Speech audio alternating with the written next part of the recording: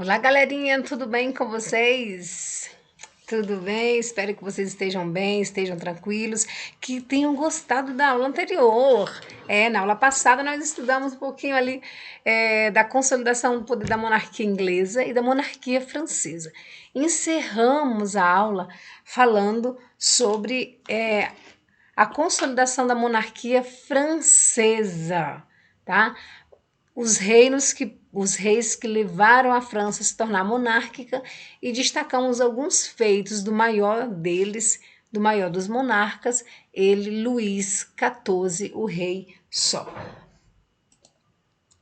Então, quais são os feitos, né, dessa aula de hoje? Que temas haveremos de tratar? Essa será a nossa aula de número 28 e é isso aí, vamos lá, sem delongas, porque nós temos muitas coisas a ver.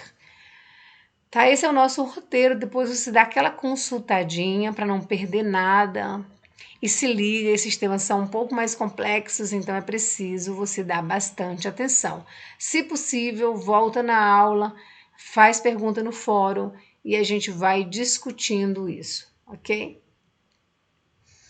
Vamos lá? Nós estamos na Idade Moderna, lembrando que a gente só sairá da Idade Moderna quando é iniciado aí a... Não, durante o 7º ano você não vai sair da Idade Moderna. Você vai sair da Idade Moderna no 8º ano. No 8º ano você vai estudar os fatos do mundo contemporâneo. Se você achava, galerinha, que ia sair da Idade Moderna, sinto muitíssimo. A professora sente muito em dizer isso para você. Calma. No 8º ano você estudará a Idade Contemporânea. Quem é esse, galera, que eu trouxe para vocês com esse sapatinho vermelho muito maravilhoso? Luís XIV, o Rei Sol.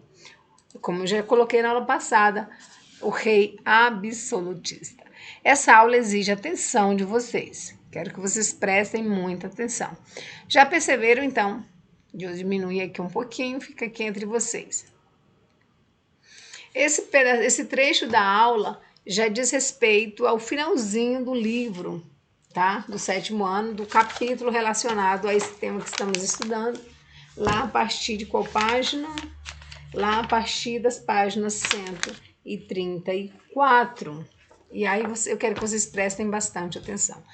Diz respeito, esse slide, aos eventos que ocorreram na Inglaterra, que nós estamos chamando aqui de Sociedade Elizabetana, ou seja, uma sociedade que tinha como rainha a rainha Elizabeth, que tinha como líder a rainha Elizabeth I. Ok? Então vamos entender a história. Estamos vivendo nesse momento por volta de 1600, um pouco antes disso, e como estava a sociedade na Inglaterra. Vamos entender, deixa eu ver se eu trouxe alguma informação antes de voltarmos aqui para essa construção. Nós vamos voltar naquele slide, mas antes precisamos entender alguns eventos que estão ocorrendo aqui neste lado de cá. Como estava, professora, a economia? Deixa eu ver se eu trouxe algum período histórico aqui. Olha, nós estamos aí com Elizabeth. Deixe-me ver só um detalhe importante para vocês, tá? Eu vou voltar aqui. Vocês estão navegando no meu computador personalíssimo. Galerinha, olha só. Olha só, galerinha, o que está acontecendo aqui. O governo de Elizabeth se estendeu até o início do século XVII. Então, foi de 1558 até 1603. 1603 é século XVII, ok? Então, vamos voltar aqui, a gente fecha esse slide, vamos voltar para o slide anterior e darmos, então, continuidade, ok? Só para você, eu queria só pegar aquela data lá para ficar bem claro para vocês essa informação. Então, nós estamos estudando uma sociedade, os eventos que ocorrem entre 1500, metade de 1500 até o início de 1600, ok? Nesses 50 anos finais aí do século de 1500, do século XVI. Quem era a rainha na Inglaterra? Elizabeth I, descendente de quem? Do confuso rei Henrique VIII, o rei mais treteiro aí da Inglaterra. Como estava então a economia nessa Inglaterra absolutista? Estamos estudando ainda a Inglaterra absolutista e seus reis absolutistas, reis e rainhas. E trouxemos a rainha Elizabeth, por quê? Porque ela é esse exemplo de rainha absolutista e está presente no livro de vocês.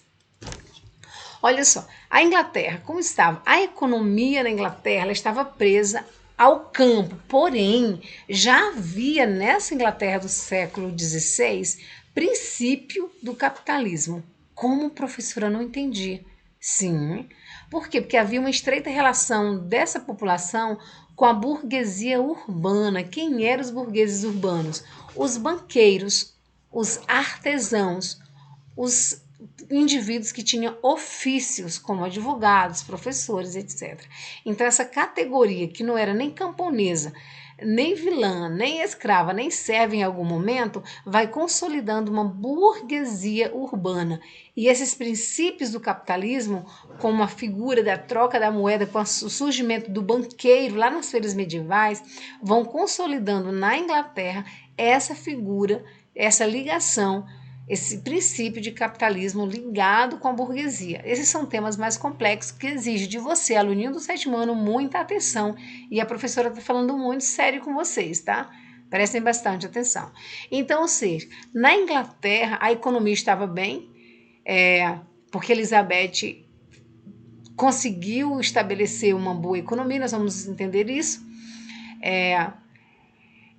Vai haver ali um princípio de capitalismo e vai surgir uma nobreza rural.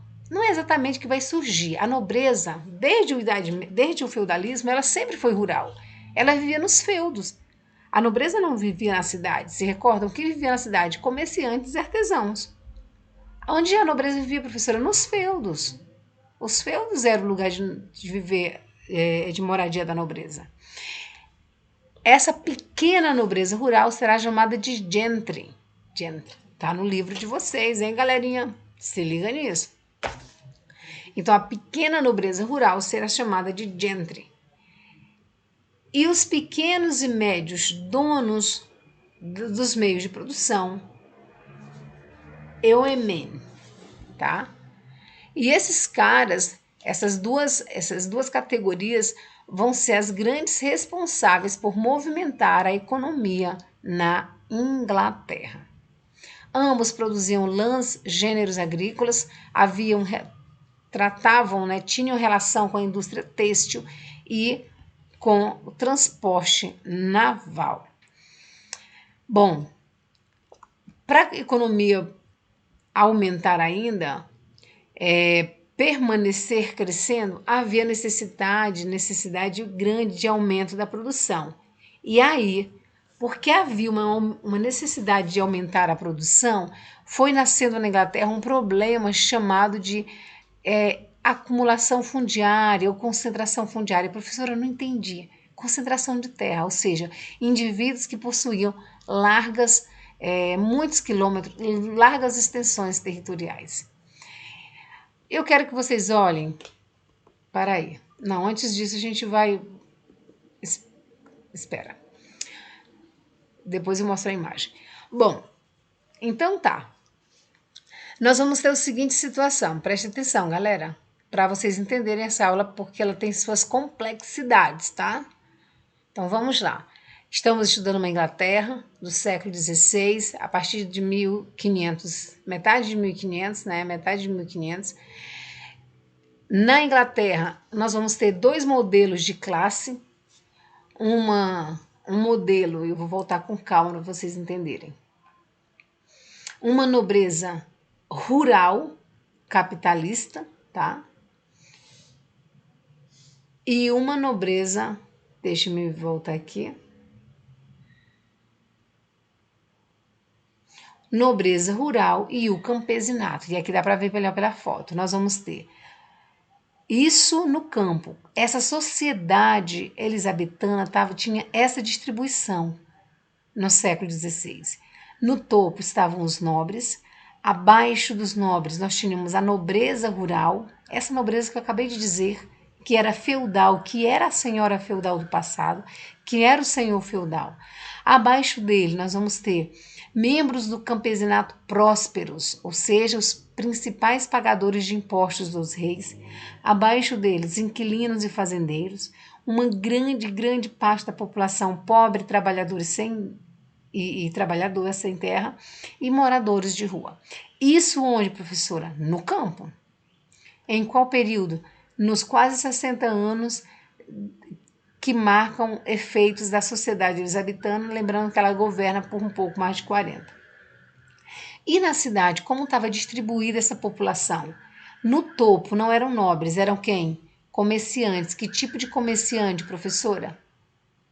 Mercador, ou seja, o cara que fazia comércio da Europa, da Ásia, da África e do Oriente. Então, os mercadores estavam no topo da sociedade elisabetana.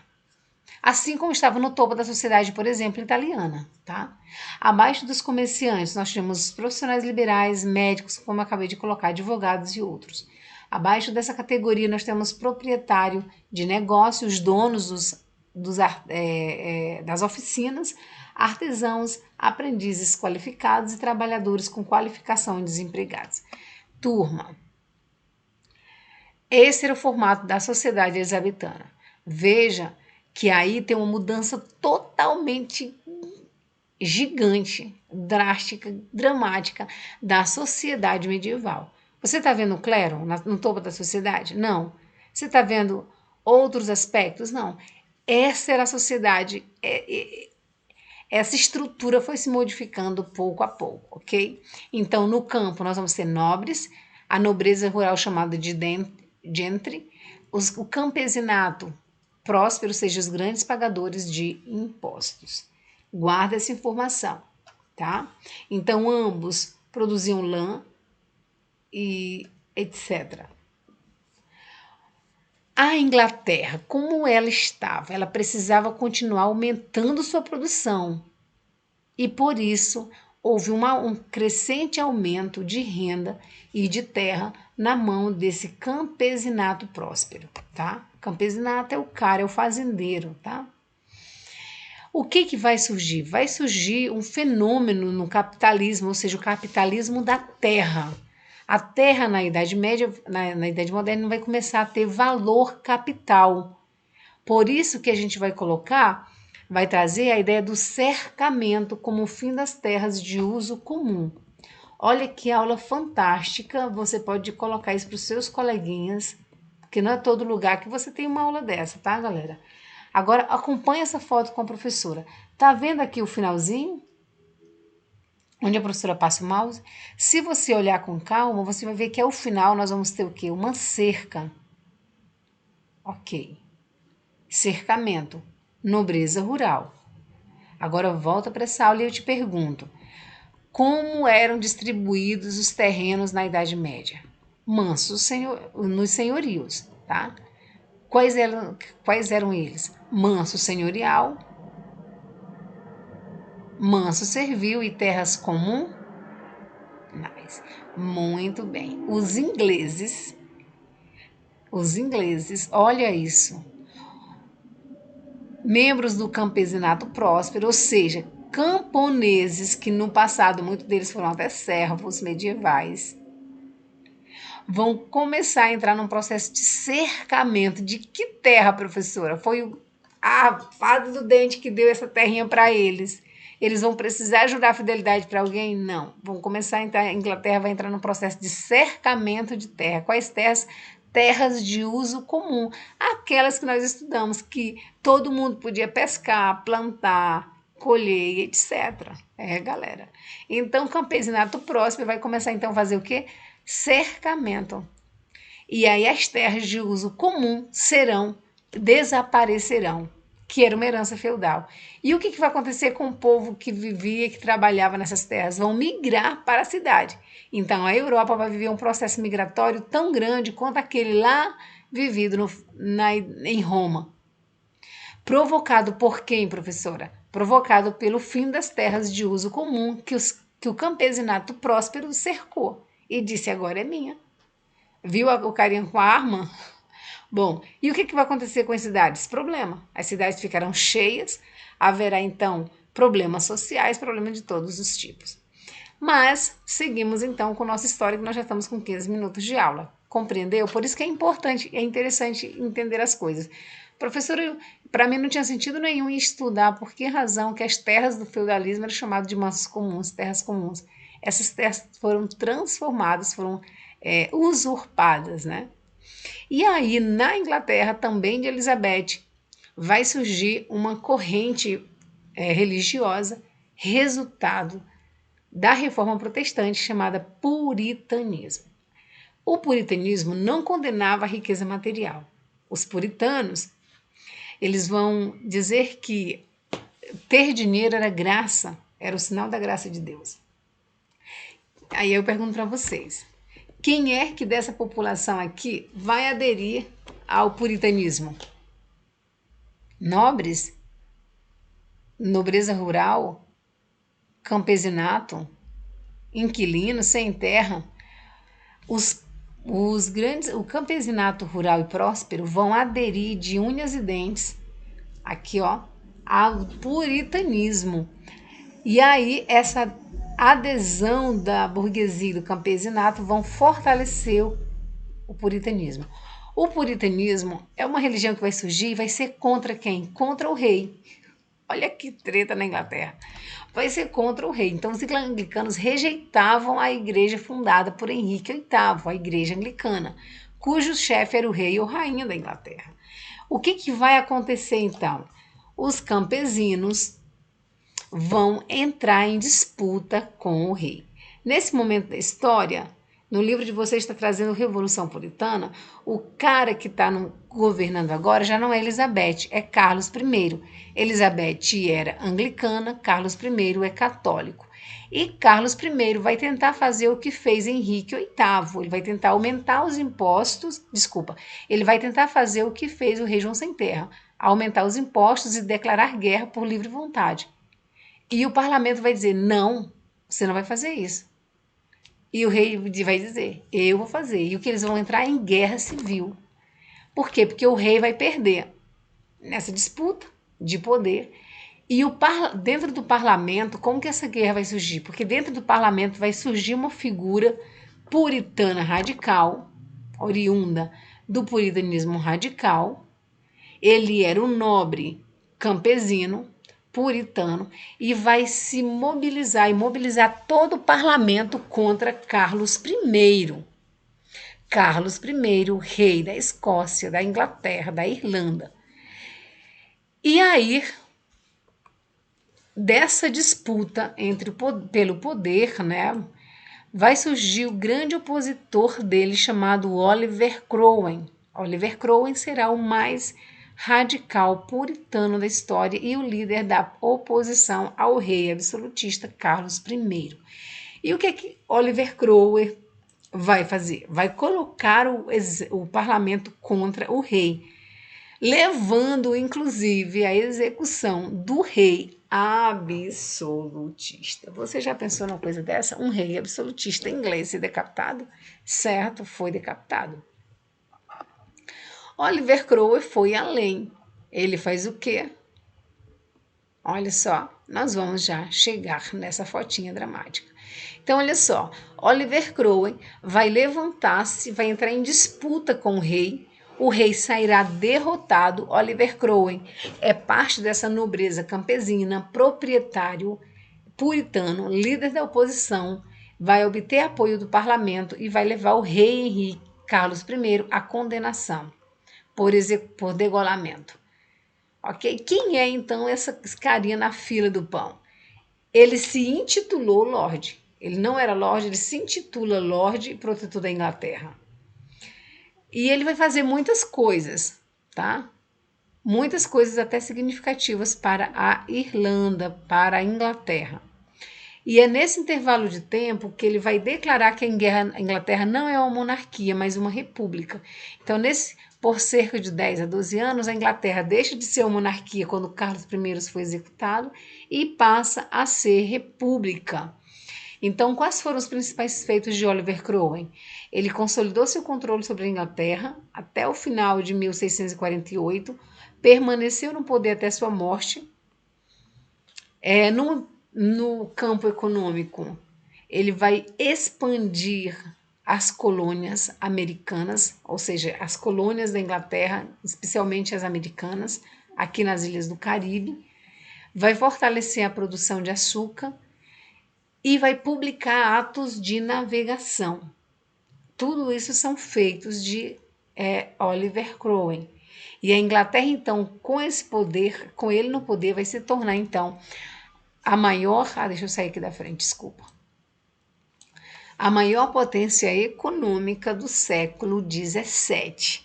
Okay? Então, do século XVII, Oliver Cromwell, esse radical puritano, considerado na história um ditador inglês. Tá? Deixa eu voltar aqui no slide.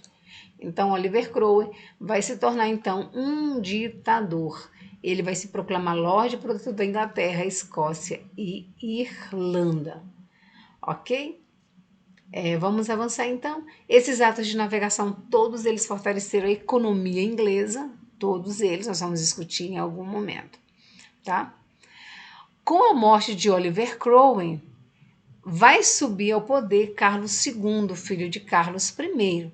Oliver Cromwell será enforcado e após a sua morte vai haver nova estruturação política. Para vingar a morte olha só, para vingar a morte do pai, o rei vai mandar, deixa eu mostrar aqui na imagem para você ver. Olha só, para vingar a morte do pai, Oliver Cromwell será degolado e aí esse rostinho será colocado em praça pública, de modo que intimide outros a não tentarem fazer o mesmo com o rei. Quem determinou isso? Carlos II, filho de Carlos I. Tá? Então, após a morte de Oliver Cromwell, a monarquia vai voltar para o território inglês. Quem governa? Era um rei católico, Oliver Cromwell será eleito, né? Será enforcado. Desculpa. Bom, nós vamos ter então que após a morte, quem vai assume o seu irmão Jaime II, Duque de York. E novamente nós vamos ter uma outra disputa entre o rei e o parlamento. O rei vai ser vencido pelo genro, e aí nós vamos ter uma outra concepção, que é o que a história está chamando de Revolução Gloriosa, que também está no livrinho de vocês. A Revolução Gloriosa, galerinha, nada mais foi do que a transferência de poder, depois de muitas batalhas, do parlamento, do rei para o parlamento. Ou seja, o rei deixará de ser absolutista na Inglaterra quando o parlamento, olha só, quando o parlamento, escuta o que eu estou dizendo, assumir as prerrogativas, ou seja, o rei vai governar, vai reinar e o parlamento vai governar, ok? Então, o que nós vamos ter na Revolução Gloriosa vai ser exatamente essa configuração. Por quê? Porque o rei vai transferir poderes para o parlamento. Esse parlamento, hoje, na Inglaterra que tem essa configuração, e essa configuração surgiu com o fim da Revolução Gloriosa, de tal modo que o rei não tem mais poder de mando, só apenas poder de representação. É o que tem feito a família real inglesa com a presença da rainha Elizabeth, tá? Então, quem governa, professora, na Inglaterra? O primeiro-ministro. O primeiro-ministro governa e o rei reina, tá? Do mesmo jeito que a Revolução Gloriosa vai fazer. A Revolução Gloriosa, então, vai determinar isso. Deixa eu ver aqui. E aí nós temos o parlamento oferecendo a coroa, a nobreza rural, e é isso aí. Eu vou voltar com calma, tem alguns aspectos que eu quero levantar com vocês, aspectos que eu acho que ainda ficaram confusos, tá? Então vamos entender, recapitulando com calma, esse período da história inglesa que é bem especial. Olha só, retomando, tenho 5 minutos para fazer retomada. Estamos estudando uma sociedade inglesa de 1600, um pouco mais de 1550 até 1603/4. Essa sociedade foi chamada de Sociedade Elisabetana, ou seja, uma sociedade que tem uma característica própria. Nesse período, o poder real já tinha sido consolidado através dos feitos da rainha Elizabeth I, que é filha de Henrique VIII. Na sociedade elisabetana, nós vamos ter que que as classes sociais tinham distinções, eram diferentes de acordo com o local em que ela estava colocada. No campo, nós tínhamos nobres, nobreza rural, campesinato, inquilinos, fazendeiros, etc. Na cidade, quem estava no topo eram os comerciantes, mercadores, ok? Essa diferença precisa ficar marcada em vocês. Nós vamos ter então que no campo já vai haver um princípio de capitalismo, porque a terra será cercada, ela deixará de ter uma característica de uso comum. Isso é importante, porque esse assunto faz relação estreita com o feudalismo que acabamos de ver. Então, aquelas terras de uso comum, terras destinadas ao pastoreio, à pesca, etc., que no feudo todo mundo podia usar, o campesinato, ou seja, os trabalhadores do campo começarão então a tomar posse, usurpando dessas terras. Os moradores dessas terras foram obrigados a fugirem para o campo, e a Inglaterra, no século XVI, vai ter o maior processo migratório de sua história, tá? É na Inglaterra que vai surgir uma religião radical que vai se opor ao rei, chamada puritanismo. Para os puritanos, possuir dinheiro não era para os puritanos, Deus não condena o acúmulo de bens materiais, ao contrário, o acúmulo de bens materiais é sinal de que Deus está abençoando sua vida. E aí, para essa religião, vão migrar burgueses e campesinos, os donos do dinheiro. Essa religião e os praticantes dela condenavam os feitos de Henrique VIII e também não aceitaram o anglicanismo, embora as duas religiões tenham nascido do viés da reforma protestante, ok? As duas religiões nasceram da reforma protestante.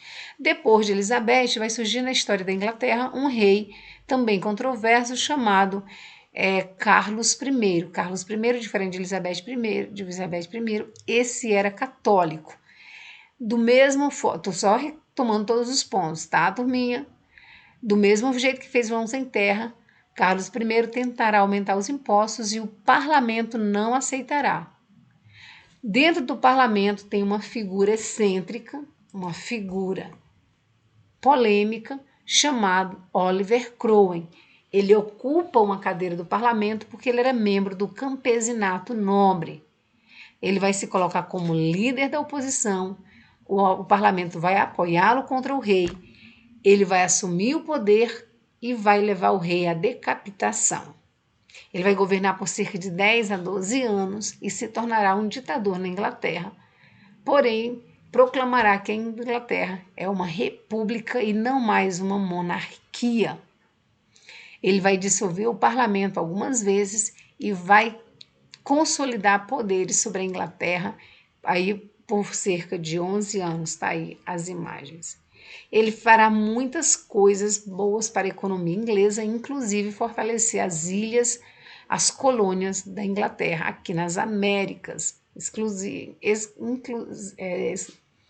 particularmente a ilha do Caribe, aqui na América Central. Vai criar atos de navegação que permitia com que as colônias tratassem com exclusivamente com as metrópoles.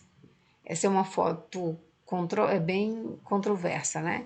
Ele vai morrer e que vai ascender ao trono Carlos II, que é filho de Carlos I, e vai restaurar a monarquia na Inglaterra. Carlos I Carlos I é católico, ele enforcará Oliver Cromwell e vai trazer a cabeça de Oliver Cromwell e colocar em praça pública, dando lição, de modo que as pessoas não façam mais, não tentem imitar as ações dele, tá? Com a morte de Carlos II, assume o seu irmão Jaime II. Nova disputa pelo poder se dará entre o rei e o parlamento, e o rei será vencido.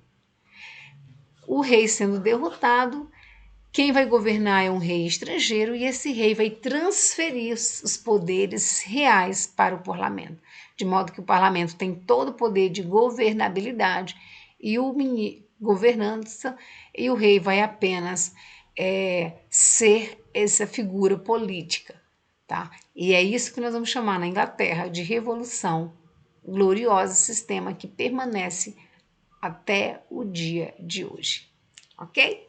Se liga na aula, se preciso for, volte com muito cuidado, reveja todos os pontos, havendo dúvidas, fale com a professora através do fórum. Tchau!